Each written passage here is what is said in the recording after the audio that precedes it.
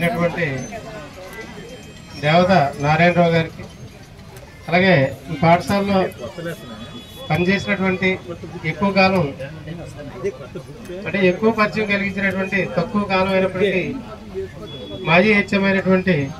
అచ్యుతరామయ్య గారికి, ఈ పాఠశాల ఉపాధ్యాయులందరికీ పేరు పేరున నమస్కరిస్తూ, అలాగే విద్యార్థులందరికీ కూడా శుభాభినందనలు తెలియజేస్తూ, నా కుమారుడైనటువంటి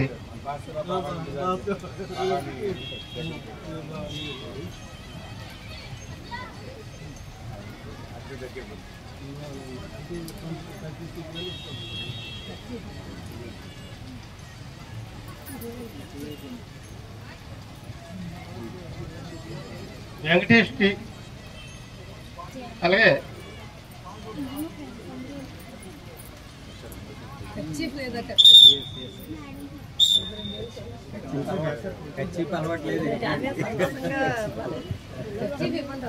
ఇక్కడికి రానటువంటి మోడలైనటువంటి జోస్ గారికి, కుమార్తె అయినటువంటి యశోద గారికి,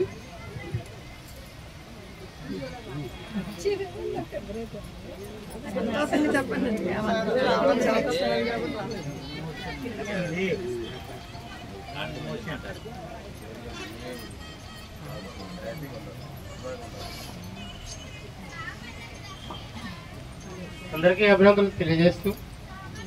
అయితే ఉన్నట్టు పెద్దవాళ్ళే కాబట్టి, అందరూ అనుభవజ్ఞులు కాబట్టి, ఎంతో జీవితంలో లోతుపాతులు చూసిన వారు ఉన్నారు కాబట్టి మనం పాఠాలు చెప్పాలే కానీ మన ఎవరికి కూడా గుణపాఠం కాకూడదని, మన జీవితంలో మరెవరికి కూడా మనం గుణపాఠంగా మిగిలిపోకుండా పాఠాలే చెప్తూ విద్యార్థులందరినీ కూడా మన బిడ్డల్లాగే సాక్షాత్తు మనం ఎలాగైతే కన్నబిడ్డలు ఎలాగైతే సాకి